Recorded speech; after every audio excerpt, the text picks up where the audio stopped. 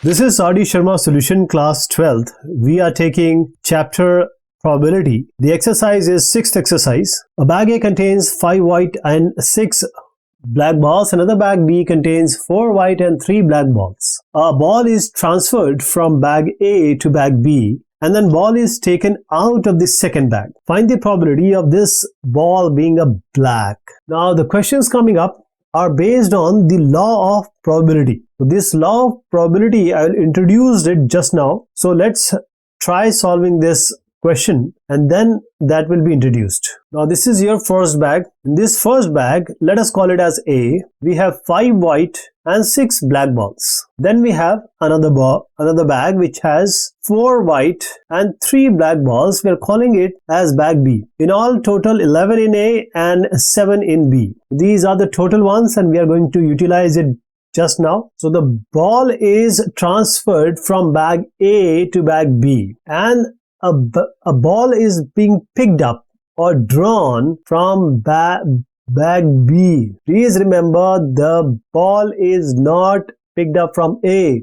From A it is transferred to B and then it is picked up. So now the first thing is that the picking up of the ball from A to B and transferring it to B, either white can go or a black can go. So this is the first point of contention. So we'll make the event like this. So the first event E1, as I told you that a white ball can be transferred from A to B or a black ball can be transferred from A to B. So a white ball being transferred from bag A to B is our E1. We're calling it as event. There is one more event in case it's not white. So it has to be a black ball. So a black ball is being transferred from bag A to bag B. This will be our second event. Now let's call the finding the probability of getting a ball black. So let's call this A event as getting a black from the second bag,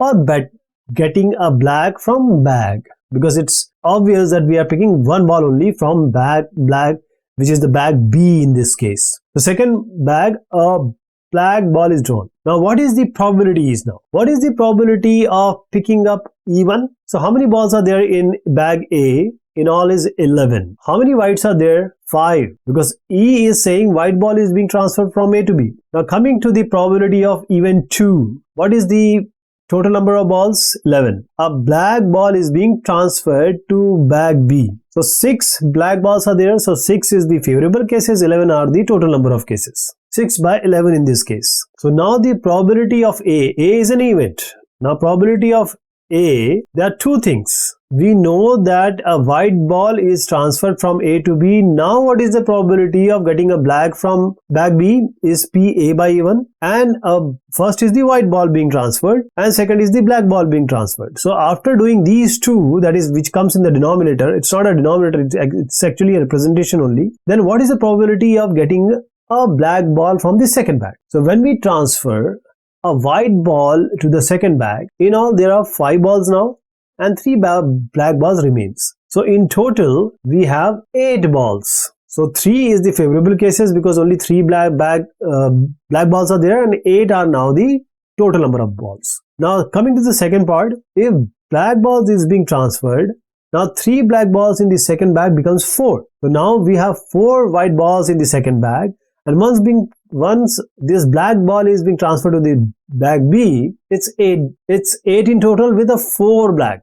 So 4 divided by 8 is your probability, 1 by 2. Now law of probability says, so I am introducing law of probability here. So the probability of A is equal to probability of E1, that is the first event, multiplied by probability of actual event which we want when it is known that the E1 has already happened, plus the probability of event 2 multiplied by probability of the event we want when it is known that the E2 event has already happened. Now we are short of space, but I'll still write all these. Now there's one thing which is illogical. There has nothing to do with mathematics. Just for you to remember, when we write P1 multiplied by PA by E1, don't use your mind. E1 gets cancelled. It's not math, right? It's just for your recalling or remembrance. it will come as PA. It's not wrong. It's wrong. I'm not actually teaching you mathematics here. It's not mathematics. Just for you to remember, just assume that if even gets cancelled, you get a PA. So basically, probability of A when white ball comes plus probability of A when black balls come, you add them and you get a probability of A. Alright. Now probability of E1 has already been computed, which is 5 by 11 in this case. PA by E1 is 3 by 8. PE2 is 6 by 11. And PA by E2 is 1 by 2. So when we compute this, it's going to come as 39 by 88. So mostly the questions are like this only, which are coming up. So kindly give or pay attention to the solution here, which is a reference. We need to do like this along with the discussion we had just now. A purse contains 2 silver and 4 copper coins. So let's make again a box.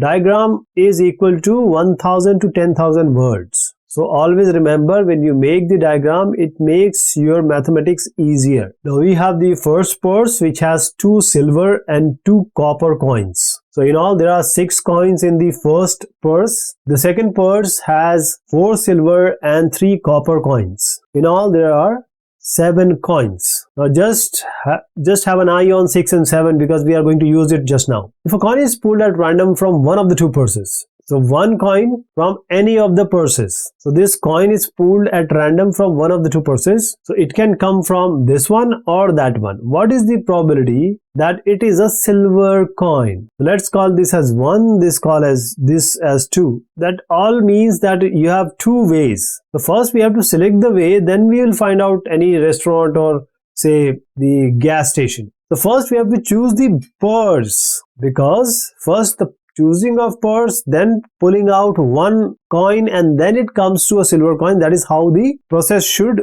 go. So let's call an event E1 that we are selecting first purse, or purse number 1. This is your event 1, and there is another event which is corresponding to this one only, selecting the purse number 2. So selecting purse 2 is our another event, E2. So what is the probability? We are taking an event here. We have to actually find out PA, probability of A, but we are calling PA is the probability. We are calling A as drawing a silver coin. So this is just a silver coin getting from any of the purse being chosen. That is an event A. So what is the probability of event E1? Since there are equal likely chances of choosing one from the 2 purses, it's half and half. So probability of E1 and E2 will be half. For example, when you toss a coin, it can be head and or tail. So a probability of getting head and tail are both half and half. 1 by 2 and 1 by 2. Same thing we are doing it here. Now what is the probability of getting a silver coin? Now probability of getting a silver coin, known that we have chosen first purse. Probability of choosing a silver coin when it is true or known that we have chosen the second purse. Now first purse, in all are 6. How many silver coins are there? 2. So 2 divided by 6 is the probability of getting a silver coin when it is known that we have selected first purse. Similarly here also, we are choosing the second purse. What is the probability of getting a silver? 4 are silver, 7 coins are there. So 4 divided by 7, favorable cases divided by total number of cases, 4 divided by 7. Now we'll apply the law of probability. This law of probability, it goes like this. I told you A is an event drawing a silver coin. So what is the probability of drawing a silver coin? It's PA. So this is probability of E1 multiplied by PA by E1. That is, what is the probability of getting a silver coin from the first purse, known that the first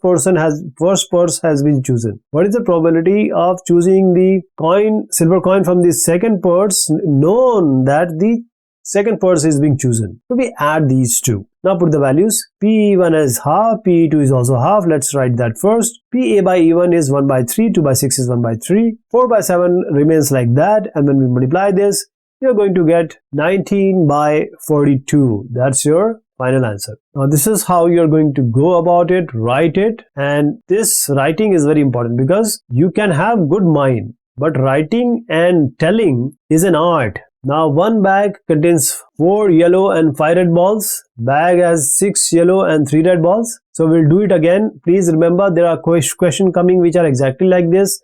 I'm going to skip it and I'm going to do this once again for your recalling. Exactly similar question we have done. So we have 2 bags, First bag has 4 yellow and 5 red balls. Second bag has 6 yellow and 3 red balls. Now a ball is transferred from first bag to the second bag. So let's call the first bag as 1, second bag as 2. In all there are 9 balls in the first bag. In all there are 9 balls in the second bag as well. So we are transferring a ball from the first bag to the second bag. Now a ball is drawn from the second bag. We have to find the probability that the ball being drawn from the second box is yellow. So if you have any problem understanding the first question, this is the third question exactly similar to the first question we have done. So let's make an event E1 that the first bag is chosen, or this is a red ball is transferred. I'm still in the previous question, sorry for that. Red ball is transferred from bag 1 to bag 2. The another event will be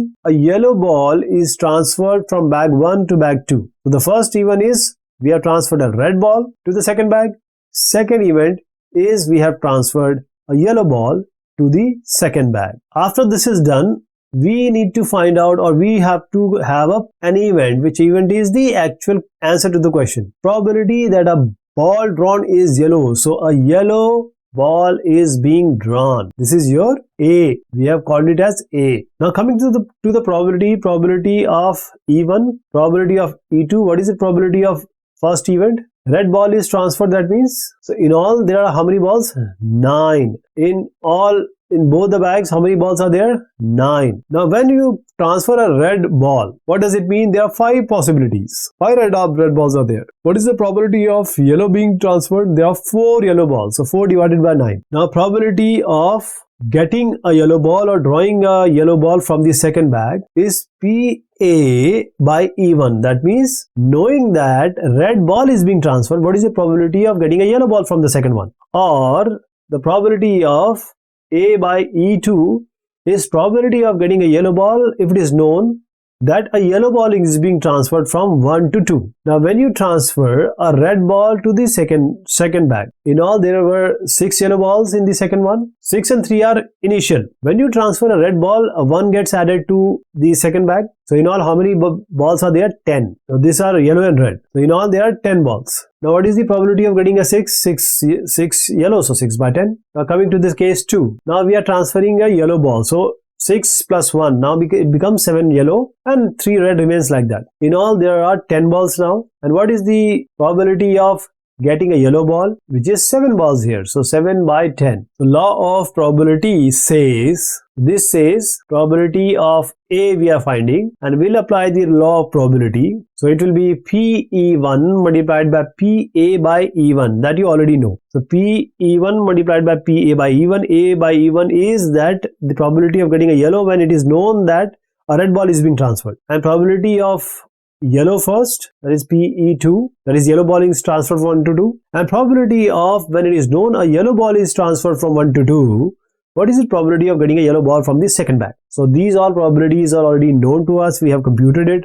So let's write it. 5 by 9 PE1, PE2 is 4 by 9. PA by E1 we have computed 6 by 10. You can also write it as 3 by 5 if you want. 7 by 10 remains like this. When you multiply this, the final result will be 29 divided by 45.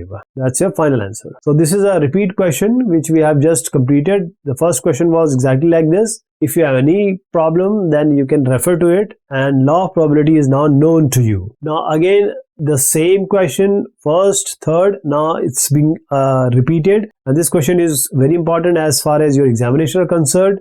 So I've shown you the reference. You can follow this in order to solve it by yourself. So I hope that this is clear to you. Let's get to the another question now. The content of 3 bags 1, 2 and 3 are as follows. So let's make 3 bags here. 1 bag, 2 bag and 3 bag. I haven't read the question, but I know that if I draw like this, it will be easier to understand the question. The first one has 1 white, 2 black and 3 red balls. The second one has 2 white, 1 black and 1 red ball. So let's call them as bag 1, bag 2, bag 3. Then the second bag was 2 white, 1 black and 1 red ball. The third one has 4 white, 5 black and 3 red balls. A bag is chosen at random and 2 balls are being drawn. So any bag can be chosen. 2 balls are drawn. One has to be white and one has to be red. So the probability of getting a white and red ball is to be computed. So 1 white, 1 red,